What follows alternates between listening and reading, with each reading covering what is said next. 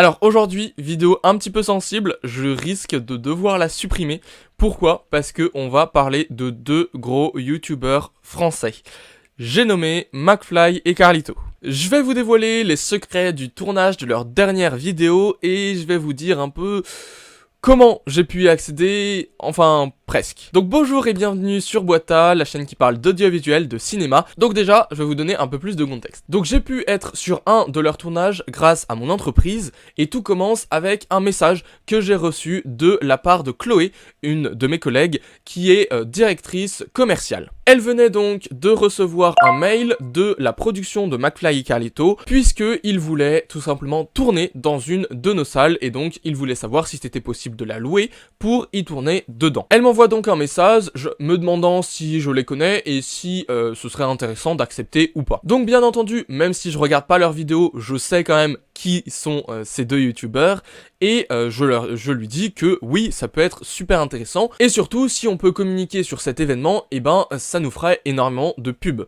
donc ce serait super intéressant. Quelques semaines se passent, voilà, je n'ai pas de nouvelles concernant ce qui s'est passé au final. Et un jour, mon entreprise me demande de venir avec du matériel puisque on reçoit McFly et Carlito. Super cool, ils me demandent de faire des vidéos, des photos pour pouvoir après communiquer sur nos réseaux sociaux et je me dis ça va être très cool, on va pouvoir faire beaucoup de pubs et tout, on va pouvoir faire de la com et ça va être très cool. Je prends du matos, je viens le jour J avec le matos, fallait se lever assez tôt puisque l'équipe technique commençait à installer dès 7h30 je crois, même si le tournage n'était qu'à 14h de mémoire. Donc j'accueille l'équipe de tournage, donc déjà il y a la prod qui arrive et qui commence à déballer le matos, et ensuite les techniciens arrivent petit à petit. J'en profite pour demander à la prod si on a le droit de filmer, et qu'est-ce qu'on a le droit de filmer, qu'est-ce qu'on n'a pas le droit de filmer, si on a le droit de prendre des photos, etc.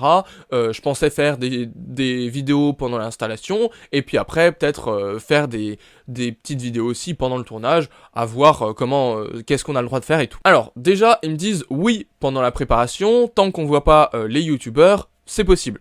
Par contre, ils veulent tout contrôler de tout ce qu'on a pris. Et autre chose que j'apprends un peu plus tard, c'est qu'on n'a pas le droit de communiquer sur le fait qu'on accueille les youtubeurs. C'est-à-dire qu'on a le droit de faire des posts, des vidéos, tout ce qu'on veut, sauf que on n'a pas le droit de dire que c'était pour McFly et Carlito. Et on n'a pas le droit de mettre leur image, logique. Donc au final, un peu compliqué de faire de la com, étant donné que ce que j'ai pris en photo et vidéo, c'était l'installation des techniciens, et pour mon entreprise, c'est pas super intéressant de voir l'installation des lumières, etc.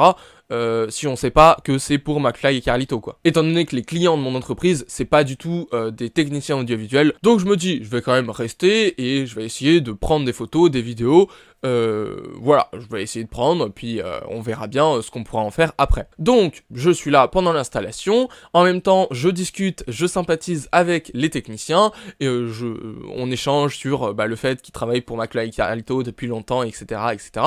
Et c'est très sympa de pouvoir parler avec eux et tout. J'aide aussi un petit peu à installer les caméras, 2-3 lumières et tout. Je vois un petit peu le matériel qu'ils utilisent pour une telle vidéo et c'est cool. Et puis voilà, je leur demande si j'ai le droit de leur prendre en photo et tout. Et d'ailleurs, ils me répondent que leur métier c'est de prendre en vidéo des gens, donc ce serait un peu bizarre de dire non à leur droit d'image. Donc au final, ils sont très sympas et je peux le prendre en photo, vidéo, de tout ce que je veux pendant l'installation. Et pour l'instant, il n'y a pas les youtubeurs, donc je suis pas embêté. Donc je prends note de un petit peu du matériel qu'ils utilisent et tout, parce que c'est super intéressant. Et puis même, j'ai une petite idée qui commence à émerger en moi de faire une vidéo YouTube sur ma propre chaîne pour parler des coulisses de tournage et du matériel utilisé. Et donc, cette vidéo, c'est ce que je suis en train de faire actuellement. Donc je prends des photos du matériel, je prends des vidéos, etc. Comme ça, j'aurai plein de matière pour pouvoir vous les montrer. Donc j'arrive à voir où est-ce qu'ils installent les caméras, où est-ce qu'ils installent les lumières, etc.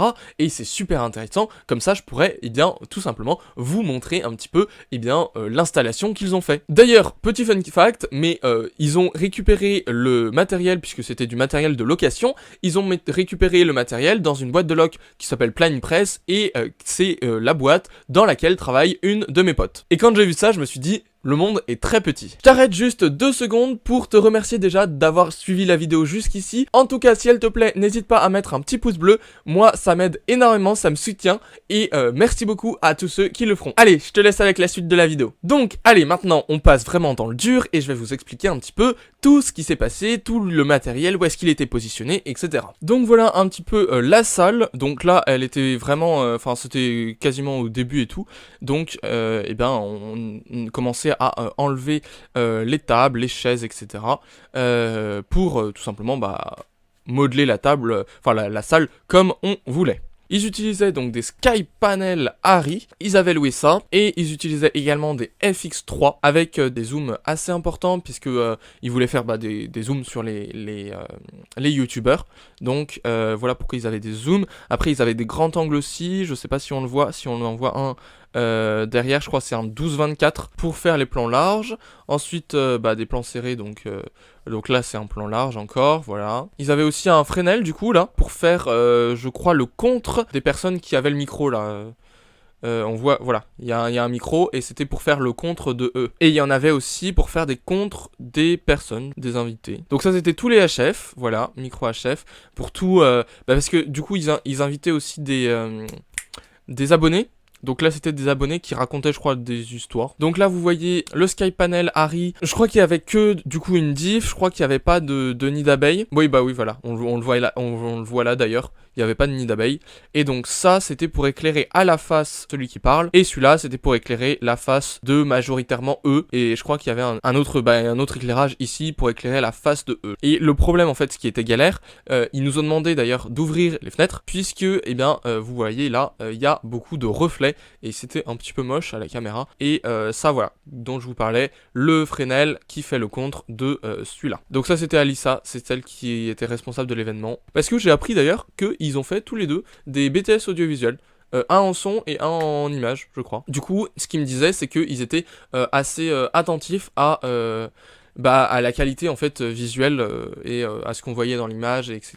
Puisque ils avaient fait ces études là quoi. Et d'ailleurs, je crois qu'ils avaient oublié une partie du matériel et que du coup, il y a la prod qui allait faire un aller-retour pour récupérer une partie du matériel. Par exemple, ils avaient pas les pieds de Nil ou pas les bons pieds de Nil. Je crois que Planning Press leur avait donné des petits pieds de Nil et là il fallait des gros pieds de Nil pour mettre les gros SkyPanel. Là c'était le son, les deux techniciens du son. Voilà donc un petit peu les configurations qui étaient prises par cette équipe de tournage. Et donc du coup on reprend le cours de notre histoire puisque le tournage n'est pas encore passé là. Là c'était juste l'installation du matériel et tout. Un peu avant la fin de l'installation du matériel, il y a McFly qui arrive, d'ailleurs pas hyper sympa, je lui ai dit bonjour, moi il m'a dit vous faites quoi ici? Bonjour déjà, mais donc voilà, pas forcément super sympa, enfin bon, de toute façon j'aime pas, je regarde pas leurs vidéos et j'aime pas le type de leurs vidéos, enfin je trouve que c'est surjoué et tout, enfin je n'aime pas. Bref,